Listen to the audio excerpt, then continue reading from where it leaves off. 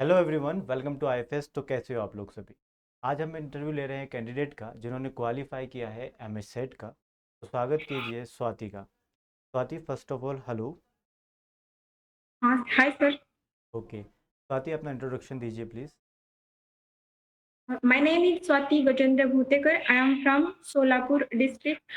I completed my post graduation from Solapur University. Okay. After that, I preparing for MH set. तो स्वाति, आप सोलापुर से, right? Solapur से पढ़ी हुई हैं आप, राइट? हाँ, ओके। तो स्वाति, मेरा ये क्वेश्चन था कि आपने एमएस सेट क्वालिफाई किया तो कब क्वालिफाई किया, कौन सा ईयर है, एक बार बताइए। मैंने एपीआर में ट्राई किया था लेकिन उस ओके। बार नहीं हुआ तो 2024 का जो एमएच सेट का एग्जाम था तो मैंने क्रैक किया था। ओके, आपने एमएस सेट क्वालिफाई किया तो first of all congratulation to you Swati.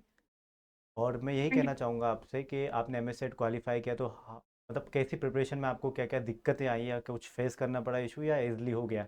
Easily तो किसी का नहीं होता, बट स्टिल। हाँ, इजीली तो नहीं हुआ। हाँ हाँ। तो बहुत सारी प्रिपरेशन करनी पड़ी थी। आपके जो लेक्चर थे वो बहुत हेल्पफुल थे।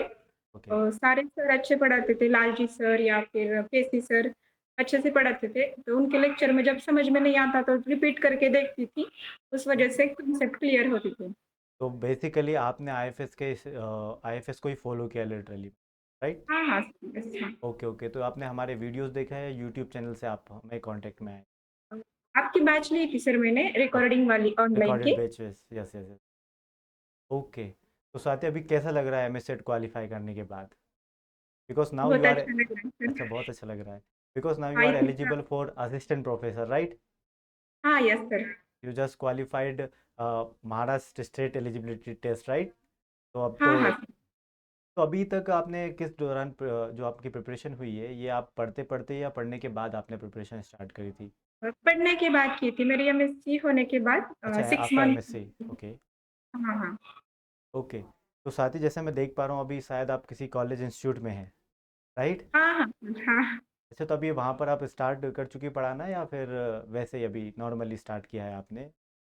नहीं, पढ़ना स्टार्ट कर चुकी हूँ सर। ओके ओके, पढ़ाना स्टार्ट कर चुके हैं। ये तो अच्छी बात है, एमएस सेट क्वालिफाई किया और आप लग भी गए हैं, पढ़ाना स्टार्ट ही कर दिया हाँ, आपने।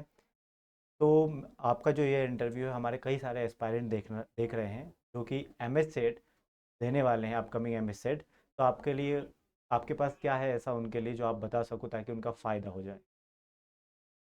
हाँ, मैं तो यही आपकी कहूँगी तरफ कि से जब important tips basically. Important tips तो ये है कि आप जब एमएससी फर्स्ट ईयर क्लियर करने के बाद तभी से स्टार्ट करिए तैयारी। मतलब ओके सेकंड ईयर कंप्लीट होने तक गैप ईयर में ही हो जाता है। मैंने थोड़ा सा लेट किया था इसलिए एक ईयर देना पड़ा ज़्यादा मुझे। Okay okay okay. तो फर्स्ट ऑफ ऑल तैयारी आप पहले से स्टार्ट कर दीजिए, आपकी तरफ से एक टिप है, good. Second? Second, full focus के साथ करना चाहिए। बेसिक कंसेप्ट क्लियर करेंगे तो क्वेश्चन इजीली सॉल्व होते हैं। कभी-कभी क्या होता है छोटे-छोटे वर्ड्स होते हैं उनकी मीनिंग न समझ आने की वजह से क्वेश्चन ही सॉल्व नहीं होता। तो बेसिक बेस का होना चाहिए। Okay okay.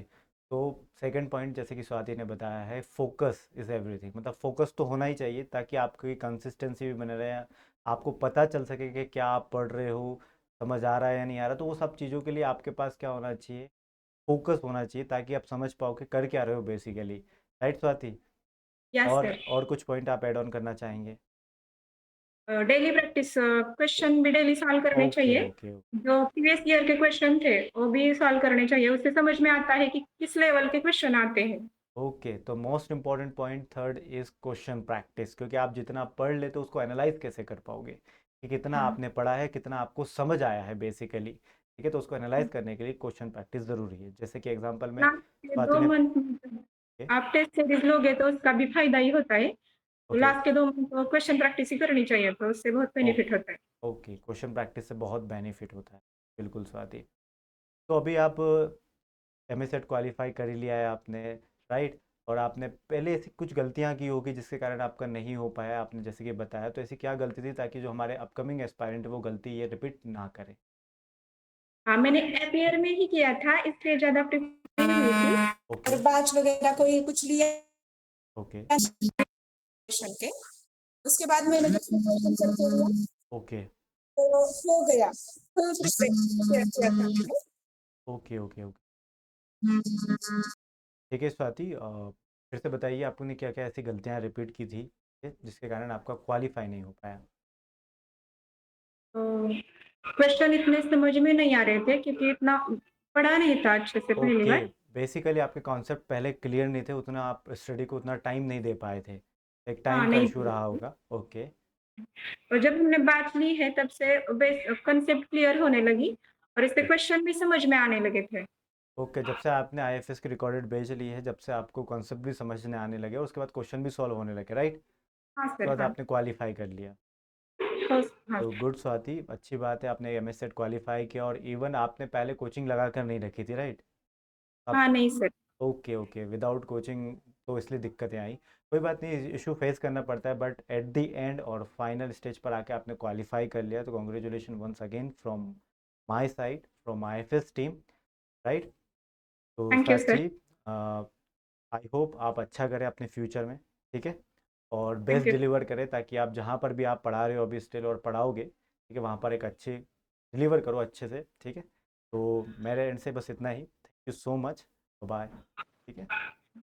तो डियर एस्पायरेंट, जैसे कि आपने सुना है स्वाति को, और कई सारे पॉइंट होते हैं, तो मैं आपको कुछ और पॉइंट बता देता हूँ। जैसे कि किसी भी एग्ज़ाम को, कॉम्पिटिटिव एग्ज़ाम को क्वालिफाई करने के लिए एमएस सेट हो या कुछ भी, ठीक है, तो उसके लिए थोड़ा सा ध्यान रखना पड़ता है।